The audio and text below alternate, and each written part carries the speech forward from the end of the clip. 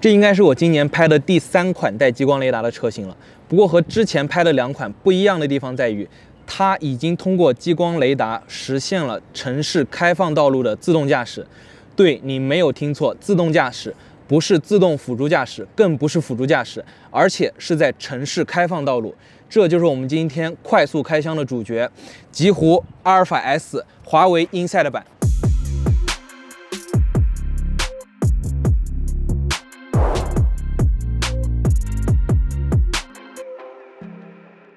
现在在我边上的呢，就是极狐即将在今年第4季度量产交付的阿尔法 S 华为 Inside 版。这辆车最大的亮点呢，相信大家也已经看出来了，这边有一个 HI 华为 Inside。这辆车呢，搭载了华为全站自研的自动驾驶技术。我们可以看到这边车门写了 ADS， 这就是华为的自动驾驶。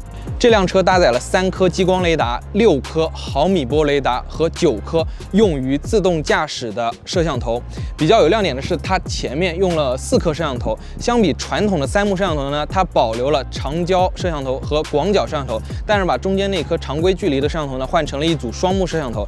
双目摄像头最大的好处呢，就是可以模拟人眼实现测距的能力，所以这个前视的组合呢，也比我们目前提到的3幕、双目、单目都要强非常多。然后这款车呢，搭载了华为的超算芯片，算力呢可以达到400 TOPS， 所以呢，这也是它实现城市道路自动驾驶的底气。我们现在一起来体验一下。OK， 我们现在出发。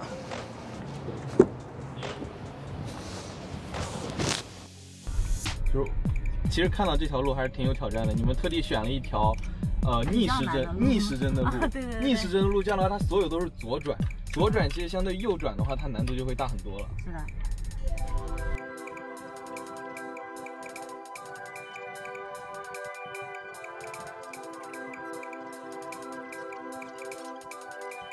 2个小的东西显出来以后，代表你可以进入自动驾驶了。现在我们就进去了，然后前面那个就是导航线就会变蓝嘛。现在整个车都是它自己自动控制的状态了。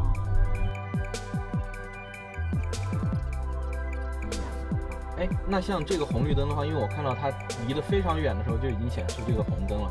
那这个红灯的话是它探测到的还是那个 V2X 给的数据？是探测到的，现在做的基本上都是基于先做好单测试的，然后就是微度差，因为产业链也要就是相关的物质啊都要发展嘛，所以现在先做单测试的，都是根据前面那个场域的那个摄像头去判断的。然后那这个地面的这些虚拟的这个岛啊，路中间这个岛应该是基于高精地图的数据。对，是的。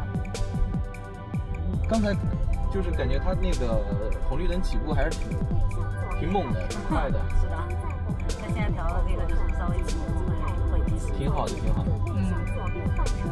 这个也非常果断流畅。对，这个也还蛮厉害。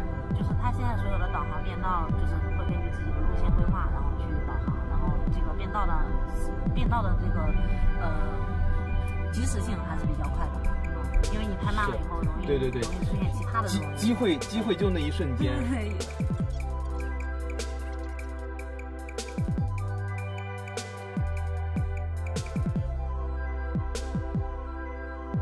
对这个车的。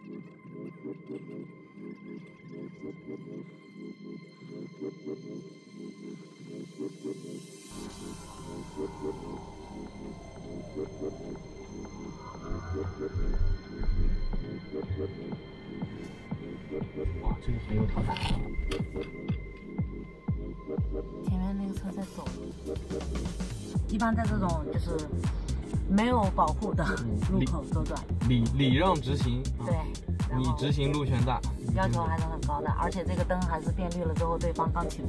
对，那这一下这个他为什么刚才突然刹车，我就理解了。因为对方灯亮了之后，那个你还没有过去，对方已经开始起步了嘛，他肯定要让别人。现在就做的主要是要先安全。430米后，毕竟是生命呀。路口向右前方行驶。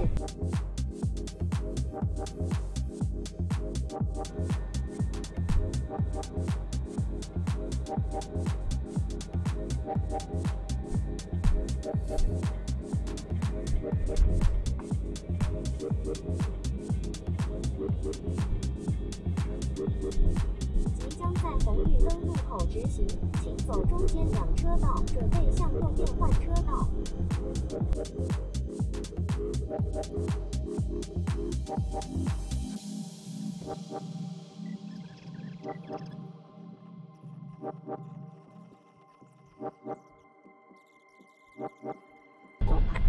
它不止单独是这个车穿出来的这些。1公里后，在红绿灯路口左转，进入新金桥路，请走。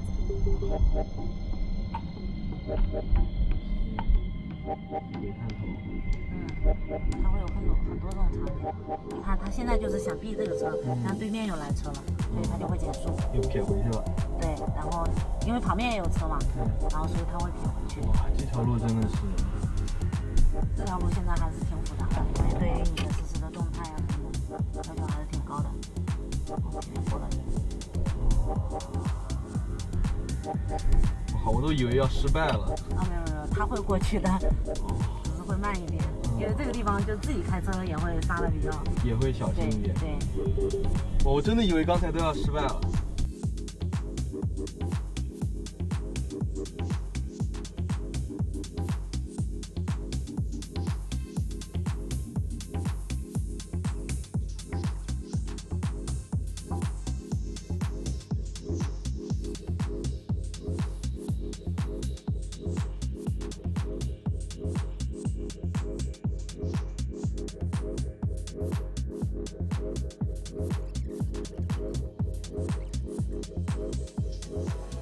刚才呢，我们 A 点到 B 点的体验呢就正式结束了，这也是我第一次体验 A 点到 B 点的城市道路的全自动驾驶，真的是非常惊艳。现在呢，我们来给大家总结一下这辆车的这段路程的表现的优点和缺点。这次体验让我印象非常深刻的地方呢，一共有4点。第一，这辆车真的做到了城市开放道路的自动驾驶。就我体验了2次来说，2圈呢一共1个多小时，安全员呢全程都没有接管，中途呢碰到了很多极端场景，系统呢都自己解决了。很多人可能会说这是华为研究中心附近，他们已经把这段路跑透了，但是跑的再多也只是熟悉这段路的路线，路线上会出现的交通参与者永远是不可控的，而且这条路附近的机动车、自行车、行人一点也不少。华为的工作人员在路线设计上也完全不惯着自家的系统，设计了一个逆时针的线路，这就意味着会有非常多左转的情况，这对自动驾驶是非常大的挑战。第二，让我惊讶的是它在复杂路况下的处理能力极强。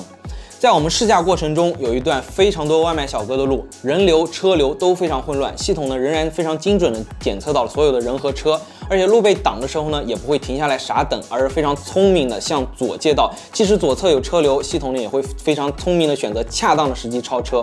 虽然整体的体验和老司机仍然有差距，但这仍然是他自己开过来的。中途呢，我一度以为他会束手无策，提醒驾驶员接管，但是他没有，他自己过来了，这真的太强了。第三，让我印象深刻的是，华为这套 ADS 自动驾驶除了解决了城市道路自动驾驶最基础的跟车、红绿灯路口的左转、右转、直行这几个场景以外，还做了很多拟人化的调教，让整体的风格呢更像是一个老司机。在我们试驾的路段上呢，一共有3段路让我印象非常深刻。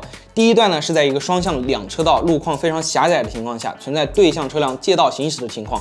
碰到这种情况，华为这套辅助驾驶呢，并不会像我们传统的 L 辅助驾驶一样一脚重刹，而是非常从容的向右打了一把方向，在车速没有任何变化的情况下解决了这个 case， 这也太老司机了吧！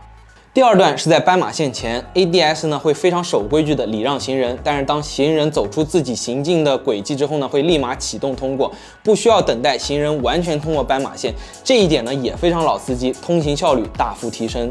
第3点让我非常惊讶的是 ，ADS 这套 HMI 可视化显示呢非常逼真，以至于呢我全程都在看屏幕上的信息，而且信息的实时性非常好，以至于呢我想试试把风挡挡上，只看这块屏幕来开车行不行？在我们之前42Mark 辅助驾驶评测里呢，我就反复强调过可视化显示的重要性。在大多数没有辅助驾驶经验的朋友面前呢，一个坦诚的可视化显示可以把他所有看到的东西告诉你，可以很好的和驾驶员建立信任的关系，从而呢让用户更加放心的使用。不过需要明确的是，目前中控外置的 Pad 呢在量产车上是不会有的。不过呢，画面上所有的内容呢都会整合到车机里。说了这么多优点，让我们也在鸡蛋里呢挑2根骨头。第一呢，在我们整个试驾过程中，系统预判刹车呢会稍微有一点点多，换句话说呢，就是偶尔存在一些莫名其妙的点刹，这一点呢稍微有一些影响使用体验。第二，在通过红绿灯路口的时候呢，碰到过几次完全有时间通过，但是系统呢比较保守，觉得没有时间通过，选择呢等下一个绿灯，这一点呢在效率上有一些不够极致。这次体验了极狐阿尔法 S HI 版上 ADS 自动辅助驾驶之后呢，给我们留下了非常深刻的印象。我们也希望华为在解决了所有极端场景的同时呢，再把通行效率做到一个老司机的水平，那这套自动驾驶可就无敌了。最后呢，再说一个大家很关心的问题，和特斯拉北美的 FSD Beta 版比谁强？因为我们呢也并没有实际体验过特斯拉 FSD Beta， 所以呢很难给出一个直接的判断。但是从曝光的视频来看，在碰到各种 corner case 的时候呢，两者都有非常强的解决能力。仅从视频来看，两者呢几乎没有差别。不过目前华为这套自动驾驶依赖于高精地图数据，我们所试驾的路线呢也是华为已经采集了城市道路高精地图的区域。后续呢能够实现多大范围的自动驾驶，很大程度上取决于华为的高精地图的面积和更新频率。等到极狐阿尔法 S 华为 Inside 版正式交付之后，实现了上述的效果，这一定会对现在造车新势力 L2 形成全面的降维打击。华为的入局也必然会加速整个行业的发展。这倒也不是说给死磕全站自研的车企们宣判了死刑，但是留给他们的空窗期越来越短，对效率、资金、资源的要求会更高。OK， 以上呢就是本期快速开箱的全部内容了。如果你想继续了解极狐阿尔法 S， 欢迎继续关注42号车库。我们将在18日极狐之夜阿尔法 S 的发布会之后，给大家带来更多的信息。这里是42号车库，我是63，我们下次再见，拜拜。如果你觉得这期视频做得不错的话，一定要给我们来一个3连3连3连，拜拜。